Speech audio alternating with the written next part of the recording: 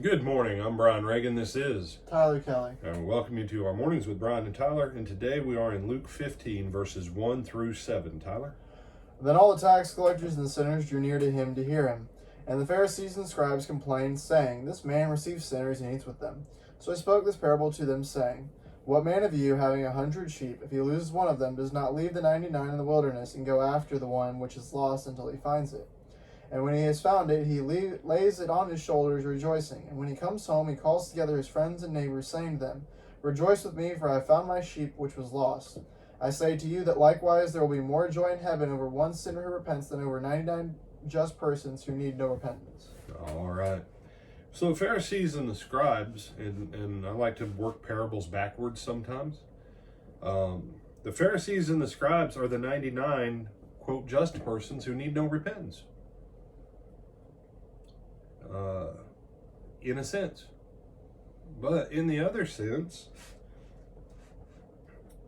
what man of you, he says, having 100 sheep, if he loses one, does not leave 99 in the wilderness and go after the one which is lost till he finds it? Well, then, who did the shepherd leave him with? Well, he would have left him with the under shepherds. Who are the under shepherds in this example also? Well, they're the scribes and the Pharisees. You see, it's easy to shepherd the part of the flock that's easy to shepherd. But there's 1%. The shepherd in this instance is the shepherd as the owner. He doesn't leave it to his under shepherds to go after him. He goes after him himself. This is the imagery of the incarnation. The Son of God, who is the shepherd, and we saw him as the good shepherd in John chapter 10. He has come out to his flock. Now remember what he said in John chapter 10. That he has this fold, but he has another fold that he has to go after, meaning the Gentiles. But remember when he sent out the 70, he said, do not go except to what? To preach the word? The lost sheep Of the house of Israel. of the house of Israel. Well, the lost sheep of the house of Israel is the 1%.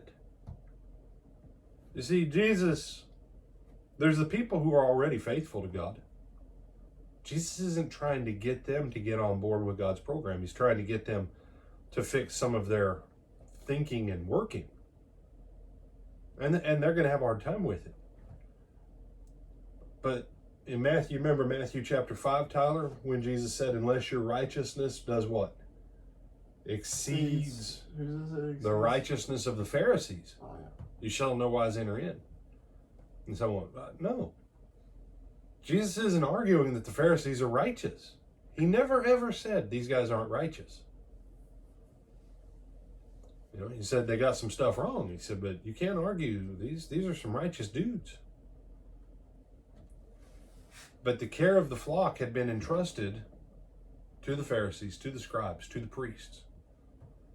And the only thing that they were ever working with was the 99. And Jesus is saying, it's great that you got the 99.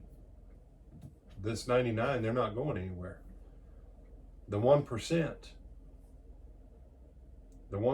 that is the tax collectors and the sinners. He says you need to go get that 1%. And this is where we go wrong with this parable in the church. In the church, we try and make this parable about people who leave the church. You say, well, no. Yes, we need to do what we can to try and restore them. But many churches,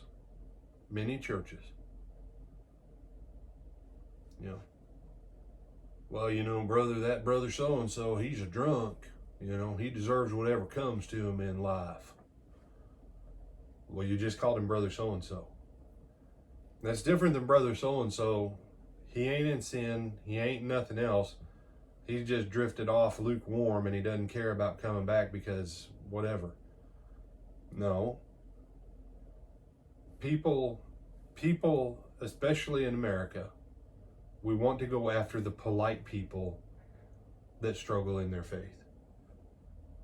Well, sister so-and-so, she's on her 5th husband, and, she's been dating 2 fellers that I've heard some things about. Well, brother, whatever happens to her, she deserves it. What? That's the person that Jesus is saying we're supposed to be going back after. Mm-hmm. Not the 99 who don't need repentance. But we only like, and Tyler, you can tell me if I'm wrong, but for the most part, in my years of ministry, the main people that most people want to see come into church are the people that are already basically clean and good people. Because with the other people comes headaches and problems. And that one lost sheep, it's the tax collectors and sinners. That's why Jesus is telling the parable. That's why he's telling the parable. You have some other thoughts on this one? No, sir. All right. Tomorrow night we'll move into the next section of this parable about the woman with the coin. And we'll look at what that application is. I'm Brian Reagan. This is Tyler Kelly. We bid you good night.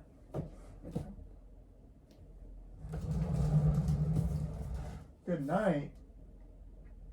Yeah, good morning. Yeah. Yeah. All right. So to those of you who are still watching, we bid you Good morning. good morning, and we'll see you back this afternoon.